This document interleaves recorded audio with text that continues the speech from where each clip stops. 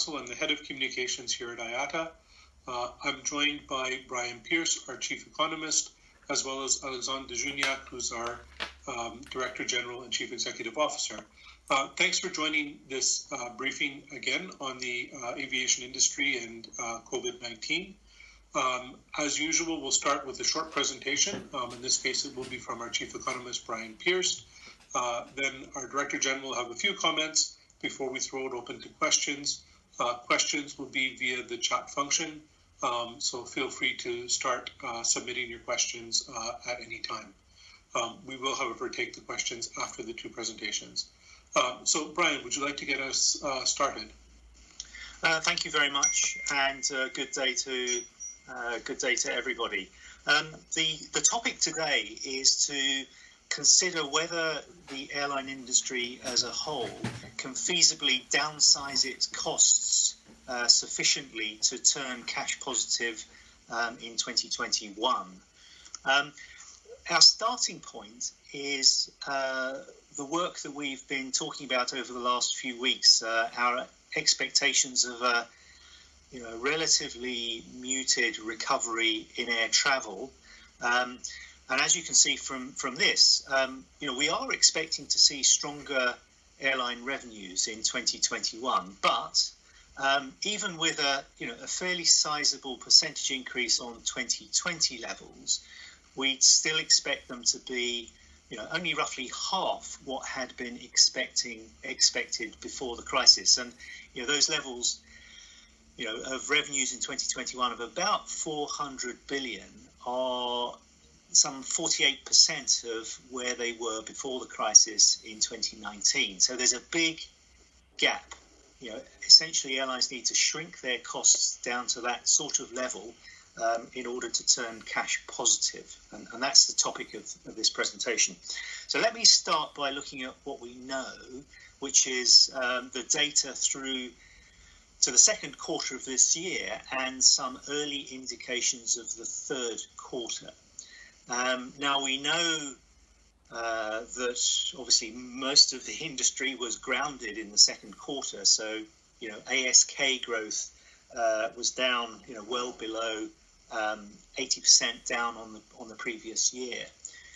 And of course, many of airlines' costs are fixed or semi-fixed. They can't avoid them in the short term. So the result of that collapse in capacity and the number of passengers were the unit costs, so the cost per passenger, or in this case per available seat kilometre, pretty much doubled in the second quarter.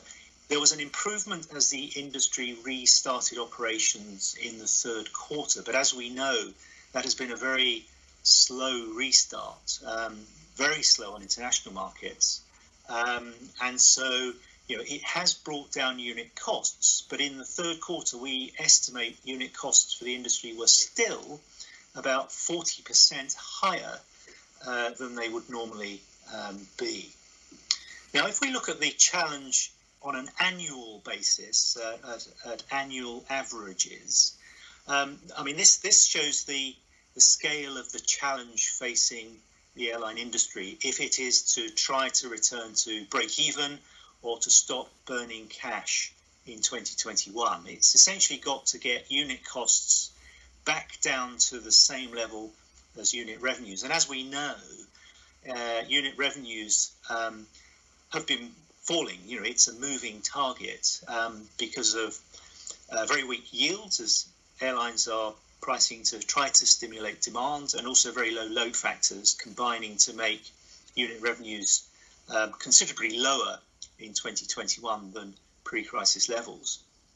And relative to where we think unit costs will be this year, essentially 2021, it's a challenge of reducing those unit costs by 30%, which is an unprecedented fall in unit costs. Let's look at let's illustrate the problem faced by airlines with a chart here which shows the changes in both revenues and costs for airlines in the second quarter. And this is a sample of almost 80 airlines. It's fairly representative, we think. And clearly, the first point is that airlines were not able to reduce their costs proportionately to the near 80% fall in total revenues in the second quarter compared to the same period a year ago. They did manage to cut the more variable types of costs. So fuel was down more than 80% in line with the capacity falls because aircraft weren't flying.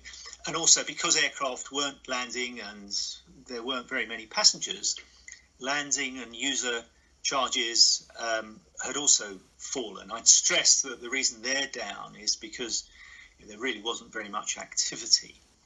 But there are some important costs associated with aircraft, so MRO and leasing rentals, and also labour costs, workforce costs, which are much harder to reduce, particularly quickly. And that's sort of the key reason why airlines were making massive losses in the second quarter and burning cash. They weren't able to reduce costs sufficiently. So let's look at some of those costs to see whether or not we think airlines could meet that challenge of turning cash positive next year.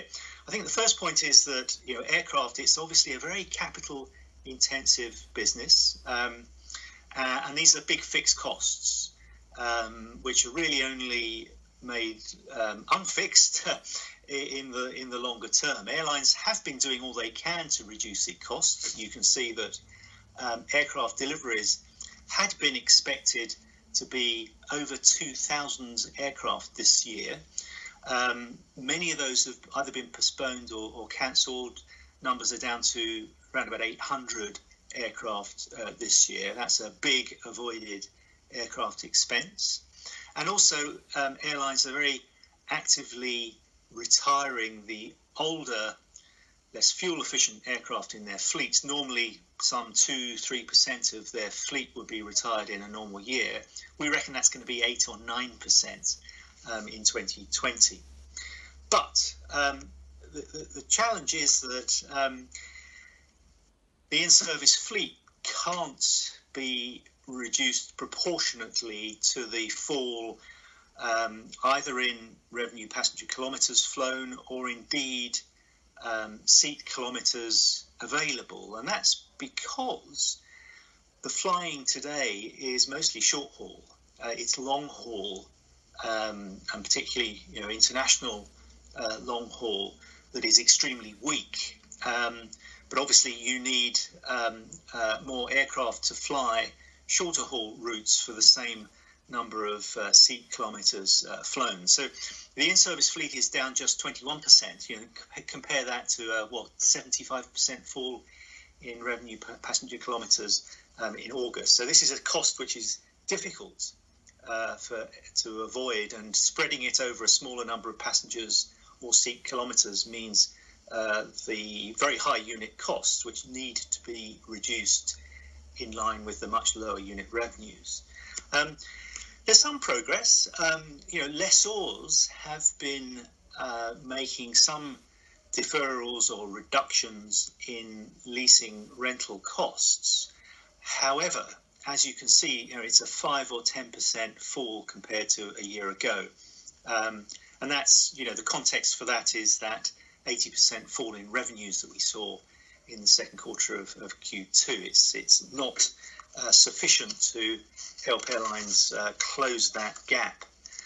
Fuel is usually the largest cost, and there, certainly this year, the industry has been helped by the low level of fuel prices. Fuel prices are perhaps 1/3 of where they were pre-crisis, and obviously fuel consumption is low. But obviously, if they're not flying very much, that's not very much of a help. And you'll note that the forecast for 2021, which is based essentially on the futures curve, what markets expect to happen to energy prices, is up, not by very much, but it does mean that actually the unit cost of fuel will be actually increasing in 2021. And it's a variable cost that will have to be taken on as capacity increases. So this is not helping to close that gap between unit costs and unit revenues. Infrastructure costs, so airport and NSP charges, you'll recall from the earlier chart, were down very significantly in the second quarter, down around about 80%. Where are we? About 60%. But I would emphasize that this is entirely because there were no passengers to pay those charges, or there were no aircraft landing to pay those charges, or very few of them. Now, one of the concerns that we have is that airports, and certainly we've seen this in one or two cases in ANSP charges, will try to increase those charges to recover costs or recover lost revenue, which of course is not what happens in a competitive market. What we would stress also, though, is that all parts of the air transport supply chain are in crisis and are needing support.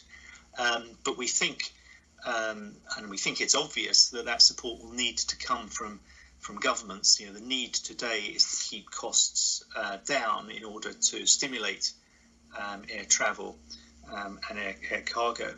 So really, we think the only possible option for airlines to close the cost and revenue gap is really by looking at its wage costs, its workforce, its labour costs. And this chart here just illustrates what's happening to labour productivity at the moment without any further substantial cuts.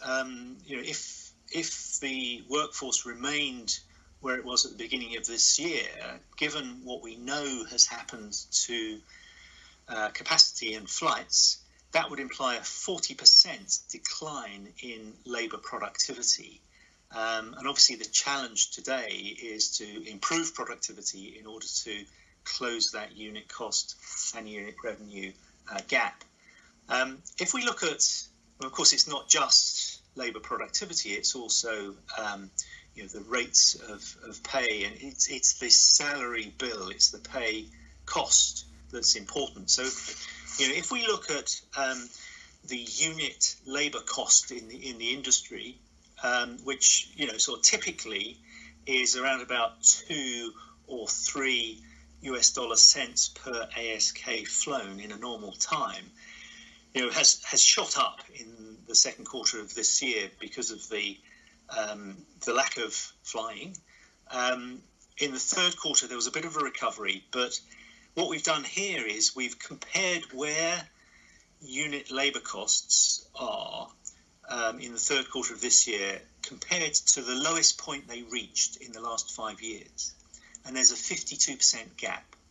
So, we've considered the case, well, if the industry can close that gap, can get labour costs down a further 52%, which would, that would include that 40%, closing that 40% productivity gap, which is, a 40% cut in the size of the workforce from 2019 levels, plus some salary cuts as well. We've considered, what would that do? What would that 50%, 52% reduction in unit labour costs do to overall unit labour costs? Would that on its own close the gap with the lower unit revenues to turn the industry cash positive in 2021? And this is the sort of summary slide which shows the results of that exercise. If we start on the left-hand side, this shows 2020, what our estimates are in 2020 for unit revenues, down very sharply, unit costs up, unit costs much higher than unit revenues. There are big losses being generated in 2020. That gap needs to be eliminated to turn cash positive. And we've gone through the bars following are essentially the changes we expect in the different cost components. So fuel is up a bit because of that rise in the fuel price. as rising economic activity puts upward pressure on energy prices. That's not going to help. The assumption of that 52% reduction in unit costs translates through to a 1.5 cent per ASK reduction in overall unit costs. So that's about a 15% cut in unit costs as they stood this year. So that gets us partway through to that challenge of closing the gap between unit costs and unit revenues. For the other cost items there, infrastructure, aircraft costs and other items, we have made the assumption that the price of those to airlines will remain unchanged, and certainly will not increase, but will remain unchanged. There's a very small decline in those unit costs because of the fixed cost element of them. So if we add that all together, that would bring unit costs down from sort of 10.5 cents per ASK in 2020 to 7.8. That is not sufficient to close the gap with the lower unit revenues that we're expecting in 2021. There's still a 10 or 15% gap. So on this basis, we think the industry will still be burning through cash in 2021, with the obvious implication that if we're going to avoid significant numbers of airline failures over the next 12 months, we're either going to have to see a change in that revenue situation, so perhaps a effective testing regime allowing travel restrictions to be reduced, or we're going to need, I think, to see more support for the industry to preserve connectivity. And I will leave it there. Thank you very much. Great, thanks very much, Brian. Now I'll turn it over to Alexandre for just a few summarizing comments, and then we'll open it up to questions. A reminder, if you do have questions, please do include them in the chat function, and we'll get to them as soon as Alexandre's remarks are finished. Alexandre, over to you. Thank you very much. Hello, everyone. Thank you for joining this briefing. Brian has painted a very dismal picture of the airline industry's prospects in 2021. It shows that to survive, airlines will need to bring costs in line with revenues. But doing that is a difficult balancing act because airlines must also preserve the capability to be able to safely and efficiently ramp up operations when demand picks up. This is particularly challenging when you consider licensed personnel with long training periods, and that uptick in demand looks like it will take much longer than anybody could have anticipated. So this crisis is not a few months of downturn. We are looking at much more than a year of severely depressed demand.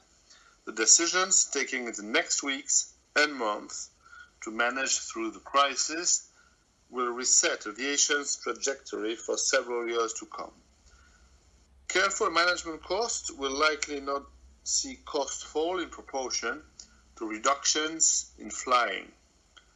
Even with severe fleet reduction, price reductions from lessors are limited, and the larger proportion of short-haul flying will force fleet unit cost upwards.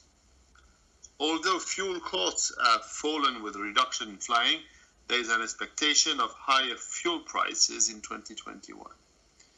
In the same way, although infrastructure costs have fallen in line with the drop in demand, our infrastructure partners will need to find solutions, including government relief, to fill budget gaps without increasing costs to airlines.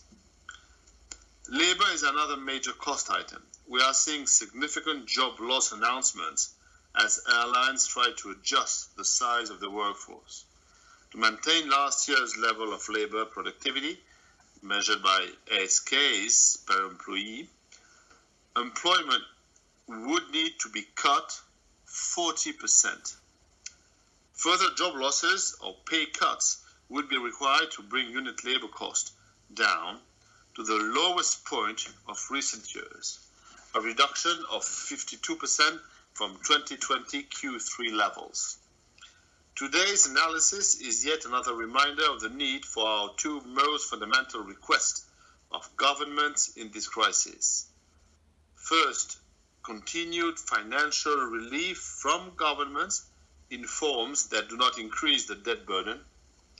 And second, using systematic pre-departure testing to safely reopen borders without quarantine measures. Although the news is big, I'd also like to remind everyone that the crisis has not killed the dedication of aviation to continuous improvements. And I have three examples of that this week.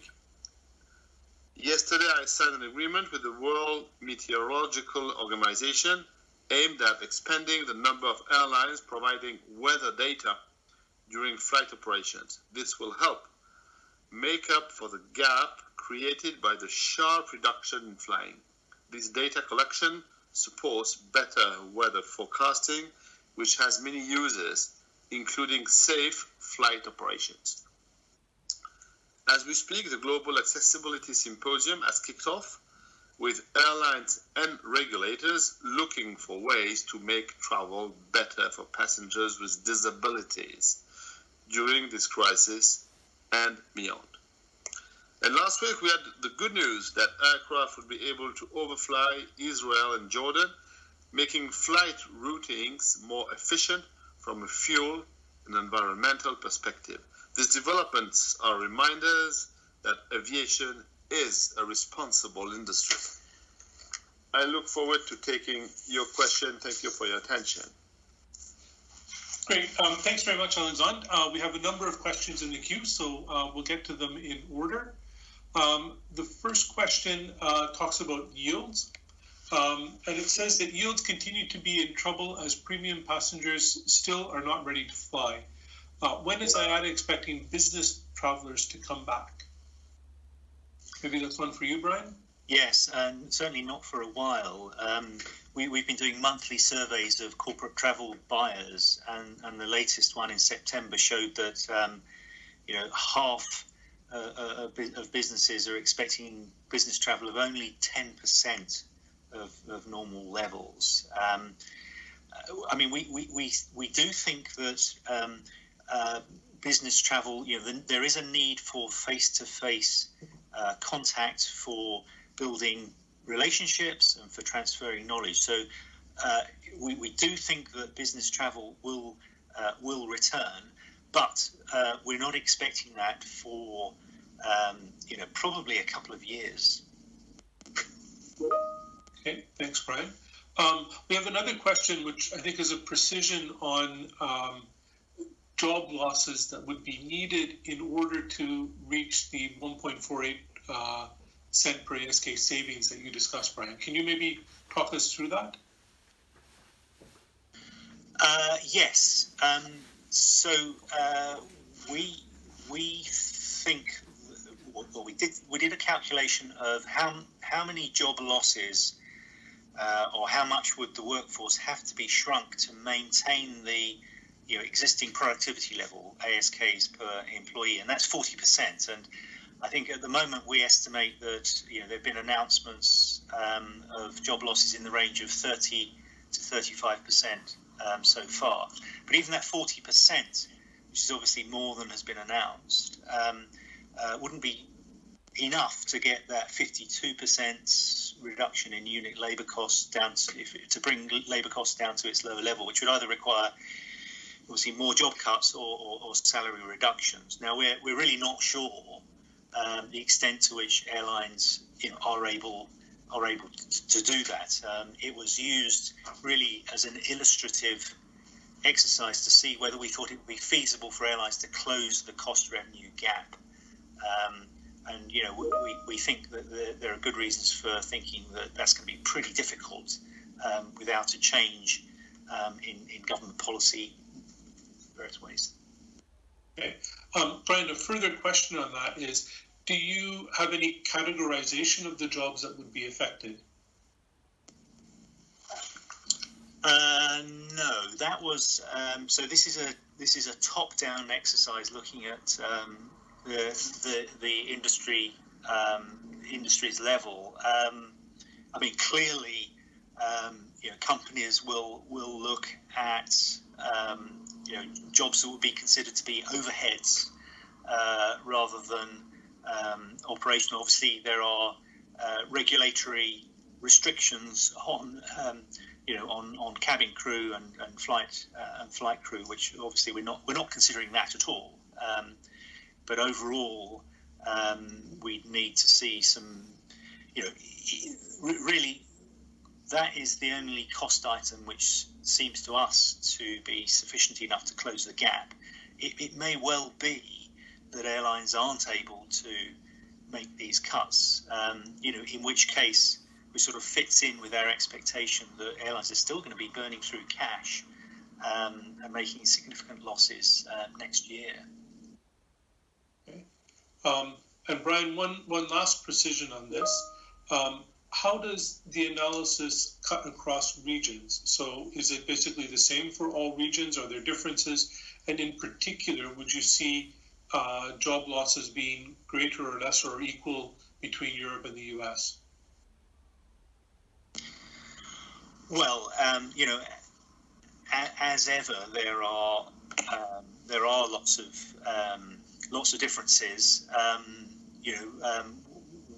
Before the crisis, the proportion the workforce cost for an airline differs a lot between regions. It really does depend largely on pay rates and also on other costs. So there are different ways airlines in different regions might be able to get to costs low enough to turn cash flow positive. But probably, the situation between Europe and the US probably is relatively similar. There'll be much bigger changes between the more developed economies and the developing. Okay. Great. We'll change topic a little bit. Alexandre, we have a question about testing. And the question essentially asks, how are our efforts to implement global pre-flight testing protocols progressing? We are discussing with several governments, and we are also experimenting some testing that are put in place either by airports or by some of our members. We see experiments in France, in Italy, in Germany, in the UK, in Canada, US, and some Asian countries, and also Middle East countries. So we are working both with government and with our members/partners. Secondly, we have organized a working group with WHO to gather and consolidate the data that we can draw from our experiments, either from a medical point of view to consolidate, the fact that this testing has the result at the right level to be considered perfectly safe by the health authorities. And secondly, from an operational point of view, to demonstrate and to convince everybody that it is manageable from an operational point of view. And thirdly, we are working within ICAO, as you know, to try to establish a set of recommendations that would be applicable by states everywhere and would include this testing process. Things are moving in the right direction. We see more and more governments interested. We see more and more experiments. The work in ICAO is progressing. So we hope to have something applicable, recognized, and shared in the coming weeks that could be come under deployment for the winter season. Okay. Thank you very much, Alexandre.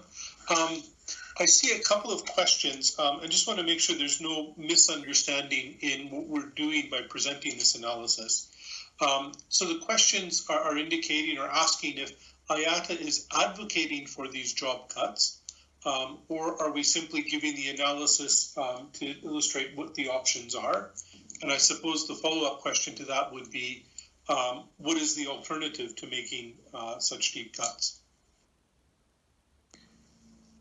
So let me answer that first. No, by no means are we advocating job cuts. I think one of the wider benefits of the aviation industry provides rewarding and satisfying employment. We would want to preserve that. But I think what we are drawing attention to is the fact that the industry just has to get smaller. At least for the next 12 to 18 months, given the much reduced outlook for travel and revenue. And there must be some way of doing that without completely draining airlines of their cash reserves. The exercise was really just to show it's going to be really difficult for airlines, the industry as a whole at least, to restore positive cash flows, in which case we really need to see some further actions, and it just emphasises the need for actions to reduce travel restrictions to get revenues going again, or in order to preserve those jobs and the connectivity, we do think it will need more assistance from governments. Thanks, Brian. Alexandre, did you want to add anything to that? No. I confirm what Brian said. We are not advocating in favor of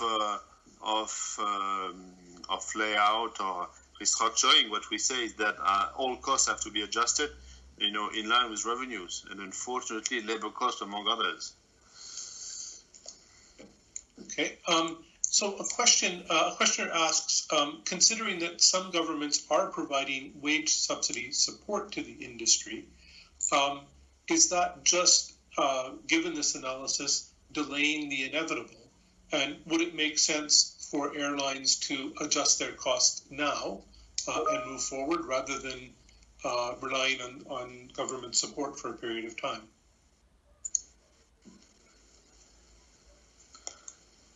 I can perhaps take that question. The problem is a pure arithmetic question. Either the support lasts the same duration as the crisis, or the deepest point of the crisis.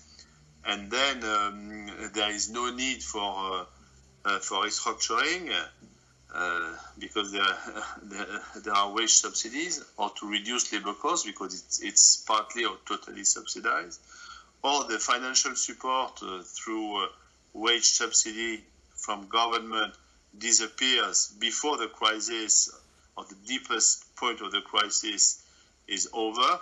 And then it will not be able to prevent the restructuring and layoffs. So that is the only point. Yeah. Great, thanks, Alexandre. And then I suppose we could summarize by saying that our preferred option would be for government support coupled with testing to allow us to operate and generate revenues even in the crisis. Is that correct? Correct, of course, yeah. Okay. So, Alexandre, we have a further question on the ICAO progress on testing. There's a report that's due out very soon. Are you satisfied that report is going to provide the necessary support for testing? So is that moving? I guess the question is essentially, is the ICAO discussion moving in the right direction? The ICAO discussions are moving in the right direction, perhaps not as fast as we would like. So we are urging, governments and ICAO and the industry to move forward faster. But it moves. So that's the key issues, and there are still discussions. There are still, some contradiction to be solved, but it's normal for this type of discussion. Okay. We have another question about the current state of the COVID crisis. We're seeing spikes of COVID in the US, in Europe. How does this impact the industry's prospects for recovery, and I suppose also for the potential implementation of testing? Yeah, let me start on that one. What we have seen is that air travel is particularly sensitive to the case numbers. Obviously, international travel is being affected by government travel restrictions, which are being put in place because of the fear of importing COVID cases. In those circumstances, we think a testing regime is the way forward to certainly avoid the quarantine restrictions, which are effectively the same as a travel ban. But I think we're also seeing the COVID cases affecting domestic travel as well. We had some domestic markets in Asia, Korea, Vietnam, fully recover by July, but then second waves of the COVID crisis knocked them back down to levels sort of 60% or so below the previous year. So very sensitive to COVID cases. We really need to have, obviously, a vaccine would be the thing that would be transformational, but an effective testing regime would certainly make a very big difference. Okay, thanks, Brian. We have a question, I suppose maybe to Alexandre. What would you say to pilots and cabin crew who are seeking to resist the deep cuts that we're seeing airlines already making in light of this analysis?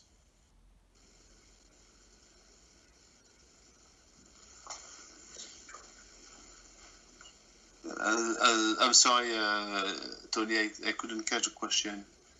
Okay, so several airlines have announced deep cuts, and in some cases, the pilots or the cabin crew who are being impacted by these cuts are trying to resist them.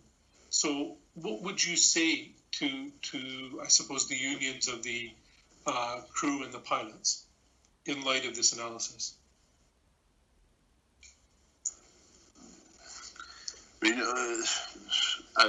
I would say that the airline industry is in such a bad situation that we are obliged to cut costs. We have done everything, to preserve jobs, but and especially those who are highly skilled, who need particular training, and so if airlines are coming to a point in which they cut these jobs, and particularly pilots and flight attendants, it's because they cannot do otherwise. Otherwise they will die. So I would ask the pilots and the flight attendants to accept this very difficult rule and actions to help the airline industry to survive. Yeah. And I guess we should also point out that relationship is between the airline and their crew. But I suppose it would also be a good idea for cabin attendants and crew to support us in our calls on government for financial relief as well as the opening of borders. Would you agree, Alexandre? Yes, of course. If everybody involved in our industry should support the reopening of borders. It's the condition sine qua non to restart properly our business and to avoid potentially further cost reduction. Okay, thank you. So, Brian, I think this question is for you. In light of the analysis that you presented today, the questioner wants to, first off, I guess, confirm that we're still anticipating airlines to make a loss in 2021, particularly if they are not able to make further cost cuts, including cost cuts on labor. Yes, that's correct. I mean, we estimated, so we know reasonably for sure that the industry was burning through cash, reducing its cash balances at a rate of about $50 billion in the second quarter. That's diminishing, but only slowly. And for 2021 as a whole at the moment, the estimates that we've presented here and earlier analysis suggests that the industry will still be burning through 60 or $70 billion of cash for the year as a whole. Okay, thanks, Brian. We have a question that says, essentially, since we haven't seen the number of failures materialize in this year, as we had thought about earlier, will governments accept or believe that airlines will fail in 2021?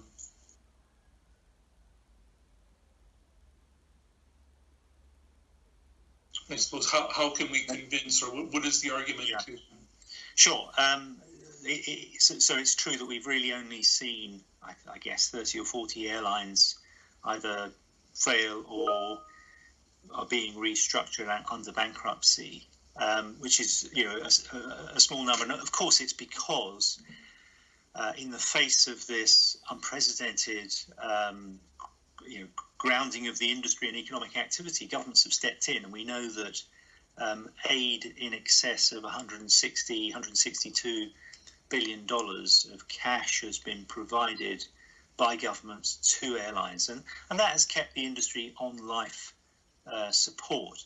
But as the industry starts to fly again where it can, I think the challenge has changed from one of just preserving firms so that they're ready to start again. It's now we've got to make flying economically viable again, and the challenge is that it's not at the moment, with very low yields and high unit costs. We haven't seen lots of airline failures, but I think during the week. Relatively weak winter months, northern winter months, we'd expect that to happen unless we do get further government support. Okay, thank you. We have a question for Alexandre. It asks essentially, what kind of support is IATA seeking from governments for the industry? Is it tax reduction, subsidies, regulatory alleviation? What exactly are we asking for? All kind of support. So first of all the potential financial and economic support through cost reduction or financial grants or subsidies or whatever could be put in place. Secondly, a regulatory support through softening of regulation or regulatory alleviations, and thirdly, a dynamic reopening of borders by governments, using using to replace the quarantine system, the systematic testing at departure airport, as we have recommended. Okay, thanks, Alexandre. Brian, a question for you. What's the presumption for 2021 demand, and has that changed since our last forecast? So we did issue some downward revisions to our expectations for 2020. If you recall, because of the second waves of COVID, where RPK's got to a point in August 75% down on a year earlier. We only expect them to be something like 68% down in December. Not very much of an improvement. And yes, we've also downgraded our expectations for 2021 as well. We're continuing to base our forecasts on a vaccine becoming available in 2021, but I think we now have a better idea of the challenges of both production and distribution, and indeed getting everyone vaccinated. So, we're not quite as positive about the second half of next year. So we have cut our forecasts for 2021 as well, and we're expecting, as we are with revenues, for air travel to still be around about, sort of 50% down on where it was in 2019. Okay, thanks, Brian. Alexandre, I think we have a question for you.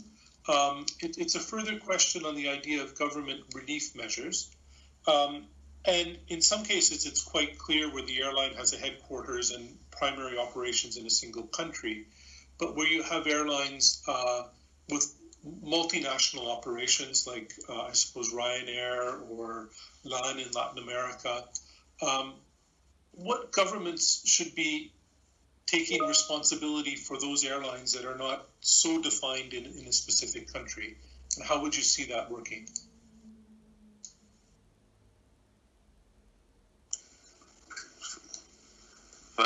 They should lobby all governments for the governments in the countries in which they have operations or significant operations. Or perhaps I haven't understood the question, but this is... Yeah, no, I think you've understood the question. So essentially, if a company has bases in multiple countries where they're employing people in multiple countries, it would make sense for the airline to approach each of those to seek similar type of relief. Okay. We have another question for you, Alexandre. The questioner says, previously we talked about having a solution in place, or at least a solution visible for pre-flight testing by the end of October. Have your expectations on that slipped recently? No, we are still waiting for are expecting, the ICAO recommendation to be issued by the end of October. So in the coming days, normally it should be done. The point is that we would like to have the right recommendation, a strong recommendation being followed by a lot of governments, and that's another story that could probably take more time than expected. Thank you, Alexandre. We have another question, I think essentially asking, are there any signs that the industry is recovering? And I suppose that's in the context that for most of this briefing we've been speaking about globally, but different parts of the world are moving in different paces. So maybe, Brian, do you see some signs of recovery in some parts of the world? Yes. I mean, there are some green shoots. So what we have seen, obviously, international markets have been terrible. Domestic better, particularly where coronavirus cases have been kept under control. So actually, the Chinese airlines, where much of their business is conducted on the domestic markets, have actually been doing relatively well. And while they haven't published the most latest financial results, we expect that they're sort of close to break even or generating positive cash flow. So that's a very positive and encouraging sign. I think it shows that there's these domestic markets are showing that there's a desire to travel. And in those circumstances, if people are free to travel without travel restrictions, airlines are able to make the economics work. I think the second area, which is some good news, is on the cargo side. So the cargo business has been sustained throughout the crisis, supporting supply chains and supplying medical equipment, and obviously will become very important once a vaccine is ready to be distributed. Because of the shortage of capacity with the grounding of the passenger fleet, revenues for cargo have been relatively strong. So some cargo airlines, have recovered at least to the point of positive profitability. Unfortunately, that is too small a part of the industry to make an overall difference. Okay. Thanks, Brian. Actually, we do have one questioner who's asking, do you have any specific predictions for the performance of air cargo in the last quarter of 2020? Well, that's an interesting one, because,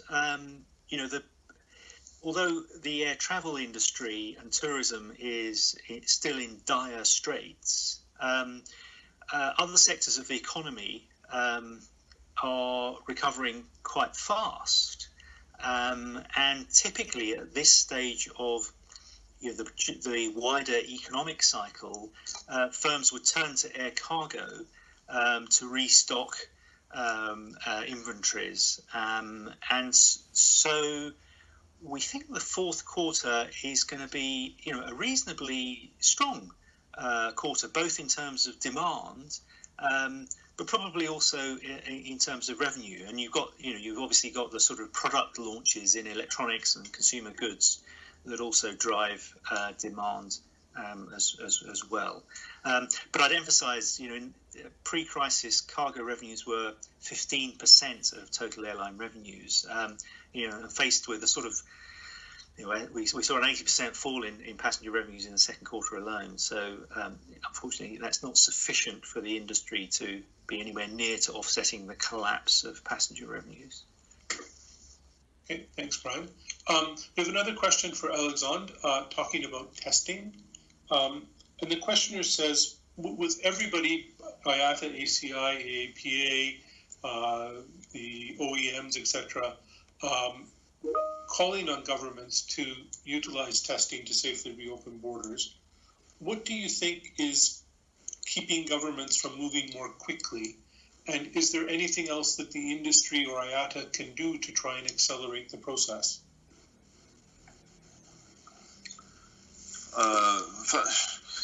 Government are cautious, and they are not, and they are not governed by transportation ministers or civil aviation authorities.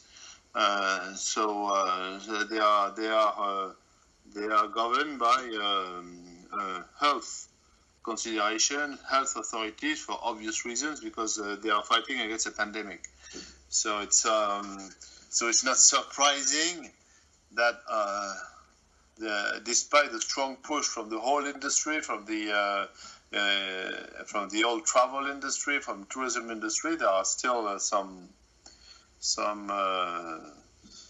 questions or caution coming from the other authorities in charge. And it's not surprising. So what we do is to try to consolidate our case by putting together and gathering data that we collect from the experiment that are in place to demonstrate that what we are proposing is safe, is effective, is working, has good result from a medical and health point of view, because that's the important point. Okay, thanks, Alexandre. Brian, we have one precision for you. When you talked about the recovery in revenues to, I believe you said, about 50% in 2021, is that as an average for the year? Is that by the end of the year? Can you explain that figure a little bit more? Yes. So, we're seeing a very substantial revenues in 2019 were around about $840 billion. We're expecting to fall in the region of perhaps 300 million this year, and then an increase of something like 30 or 40% next year to 400 million. That 400 million is just over 50% below what we would have expected to have been the case in 2021, and it's just under 50% of the revenues airlines earned in the pre-crisis year of 2019. And how does that compare to traffic?